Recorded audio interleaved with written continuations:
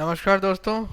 आज मैं आप लोगों को बताने जा रहा हूँ EasyTech सॉफ्टवेयर के अंदर रिसिप्ट की एंट्री किस तरह की जाती है। जो पार्टियां सेल्स की हैं वो हमें पेमेंट करती हैं, वो पेमेंट की एंट्री हम किस तरह से कर सकते हैं। जो पैसा हमारे पास में आता है और हम बैंक में जमा करवाते हैं।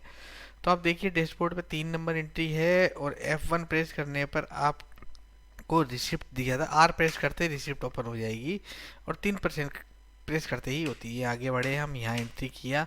अगर RTH या NEFT है तो हम यहाँ लिखेंगे उसको, और अगर डेट है तो डेट लिखेंगे। यहाँ पे हम अपना बैंक सिलेक्ट करते हैं जो हमारा बैंक है, यहाँ हम पार्टी सिलेक्ट करते हैं जो उस पार्टी से पेमेंट आया है, और यहाँ पे हम अगले का चेक नंबर लेते हैं और यहाँ अपने अगले का बैंक लेते हैं। BOB बैंक ऑफ बड़ौदा ले लिया हम लोगों ने। यहाँ अगर हमारा पार्ट पेमेंट हो तो हम पार्ट पेमेंट सेलेक्ट करते हैं, और एडजस्ट बिल है मतलब किसी ने बिल पे किया है तो ठीक है। और डायरेक्ट मतलब जैसे अनसिक्योर्ड लोन है, डायरेक्ट पेमेंट जिनकी कोई आउटस्टैंडिंग नहीं होती, इस तरह का कोई पैसा हमारे पास में आता है अनश्योर्ड टाइप, तो हम उसकी एंट्री करते हैं डायरेक्ट सेलेक्ट करके। तो हमें अभी यहाँ बिल सिलेक्ट करना है तो हम यहाँ करेंगे बिल को सिलेक्ट। उससे पहले मैं अगर आपको पार्ट पेमेंट एंट्री बता दूं तो आप देखिए इस तरह पार्ट पेमेंट एंट्री की मैंने। पार्ट पेमेंट के अंदर इनको 25,000 रुपये मैंने पार्ट पेमेंट में ले लिए और हमने एंट्री करके ये एंट्री को कर दिया सेव। ओके, ये मेरी एंट्री सेव हो गई। अब फिर कभी आप मैंने बंद किया, फिर से मैं ये प्रेस करके 3 मैंने एंट्री की और मैं इसी पार्टी को लेता हूँ। आप समझिए मेरे पास में फिर से कोई पार्टी आई, उस पार्टी का फिर से कोई पेमेंट आया, मैंने चेक अमाउंट लिखा और ये उसका बैंक हो गया जो बैंक रेगुलर है। एडजस्टेड बिल आ गया। और अब इस बार मेरे पास में इसका 32,624, सॉरी डेट में लिख दिया मैंने, ये क्लियरिंग डेट है। 32,624 रुपये का मुझे चेक मिला है। अब चेक मिला है तो मैं इंटर प्रेस करूंगा तो मेरे सामने ये देखिए, ये जो पहले बिल की एंट्री है वो आई, वो मैंने ले लिया।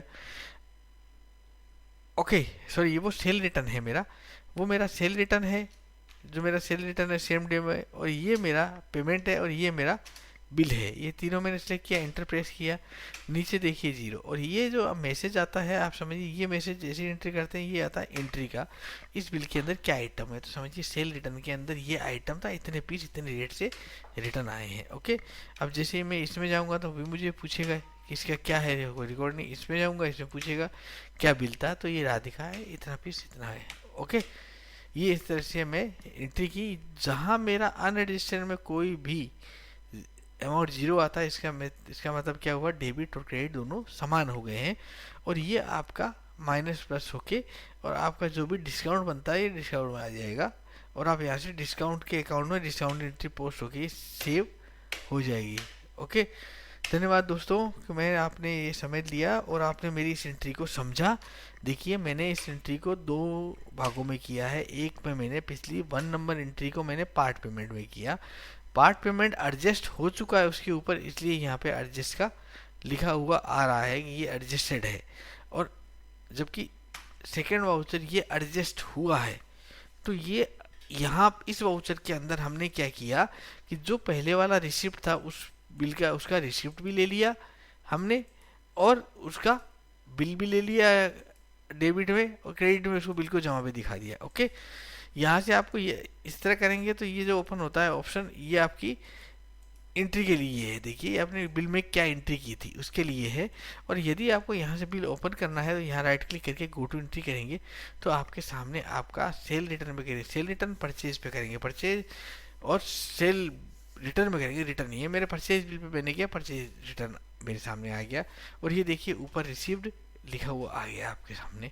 तो इस तरह हम अपने सेल बिल की रिसिप्ट की जो पेमेंट आता है उसकी रिसिप्ट एंट्री कर सकते हैं, और यहाँ से इस तरह से कर सकते हैं। सेम डेस्कटॉप का बटन, हेल्प का बटन इसमें भी है, इसमें भी यही है कि ये इस तरह से ये एंट्री होती है। अब आपको लेजर देखना है तो शिफ्ट के साथ में F7 दबाइए, पार्टी सिलेक्टेड आएगी लक्ष्मी टेक्सटाइल, और इनका किस तरह पेमेंट हुआ है उनका। ये सेल रिटर्न था, सेम डे के अंदर ये सेल रिटर्न था और ये सेल था, तो उनको 57,624 की ज़रूरत थी। जैसे ही 57,624 का पेमेंट आया, 32,624 का और 25,000 का पेमेंट आया, तो ये मिला के हो गया 57,624, और आपकी एंट्री और बैंक में बैलेंस जीरो हो गया है। सॉरी, पार्टी के अकाउंट में जीरो हो गया बैंक बैलेंस, तो आपको बैंक स्टेटमेंट से मैच करना रहेगा। ओके, तो आप समझ गए होंगे। धन्यवाद दोस्तों।